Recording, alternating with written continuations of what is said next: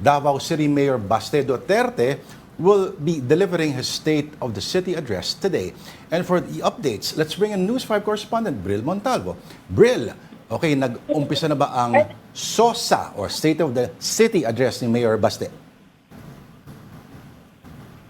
Lord, puli na live nga tayo ngayon dito sa sangguniang panglungsod ng Davao City kung saan kasalukuyang idinideliver ni Davao City Mayor Sebastian Duterte ang kanyang ikalawang State of the City address. Pero pasado alas 2 kaninang hapon ay formal na nag-umpisa itong State of the City address ni Davao City Mayor Sebastian Duterte.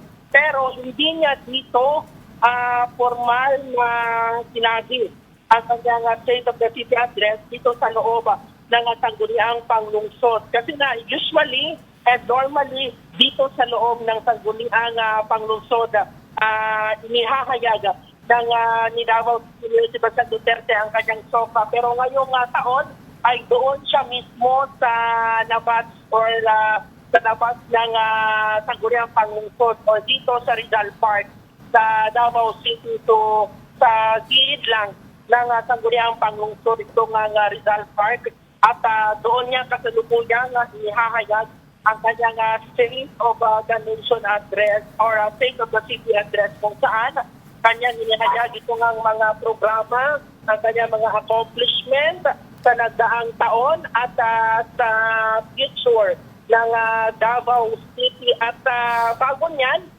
kaninang umaga ay nagkaroon din ng isang event ang Police Regional Office 11 doon nga sa kanila ka-headquarters dito pa rin sa Davao City kung saan sa isang ambush interview pinag-iisipan na ni Police Regional Office 11 Regional Director Brigadier General Nicolas Torre III ang pagsasampa ng kaso laban kay Davao City Mayor Sebastian Duterte hinggil sa kanilang umiinit na bangayan. Dagdag ng opisyal, hindi umano libel case ang kanyang isasampa kay Mayor Duterte. Pero kung anong posibleng kaso ito, hindi pa niya masasagot. Ito ay kasunod ng pagtawag sa kanya ni Mayor Baste bilang isang professional na sinungaling sa bagong episode ng kanyang vlog na Basta Dabawenyo.